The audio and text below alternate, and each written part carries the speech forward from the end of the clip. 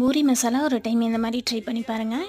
First வந்து காய் வந்து வேக வைக்கிறதுக்காக உருளைக்கிழங்கு, கேரட், சக்கரவள்ளி கிழங்கு இது 3மே வந்து தோலெல்லாம் நீக்கிட்டு கொஞ்சமாக பச்சை பட்டாணி சேர்த்து கொஞ்சம் உப்பு சேர்த்து 3லேருந்து 4 விசில் வந்து காய வேக விட்டு எடுத்துக்கலாம். இப்போ கடாயில் கொஞ்சமாக எண்ணெய் விட்டுட்டு கடுகு, சீரகம், சின்ன துண்டு பட்டை, 2 லவங்கப்பூ வந்து சேர்த்துக்கோ. பெரிய சைஸ்க்கு 2 வெங்காயம், கொஞ்சமாக பெருங்காயத்தூள், காரத்துக்கு தேவையான அளவுக்கு வந்து பச்சை மிளகாய், கொஞ்சம் கருவேப்பிலை தழை வந்து சேர்த்துக்கோங்க. வெங்காயம் வதங்கினதுக்கப்புறமா 1 ஸ்பூன் இஞ்சி பூண்டு பேஸ்ட்டு, அப்புறம் வந்து ஒரு தக்காளி பழம், சின்ன தக்காளி பழமாக, கொஞ்சமாக உப்பு, தேவையான அளவுக்கு வந்து மஞ்சத்தூள் வந்து சேர்த்துட்டு கொஞ்சமாக தண்ணி விட்டு நல்லா கொதிக்க விட்டுக்கோங்க.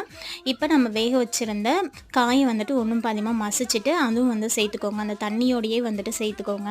மிக்ஸி ஜாரில் 2 ஸ்பூன் பொட்டுக்கல்ல, 1 1/2 ஸ்பூன் கடலை மாவு வந்து சேர்த்துட்டு கொஞ்சமாக தண்ணி விட்டு இந்த மாதிரி நைஸாக அரைச்சி எடுத்துட்டு ஃபில்ட்ரு பண்ணிவிட்டு இந்த மாதிரி வந்துட்டு மசாலாவோட சேர்த்துக்கோங்க.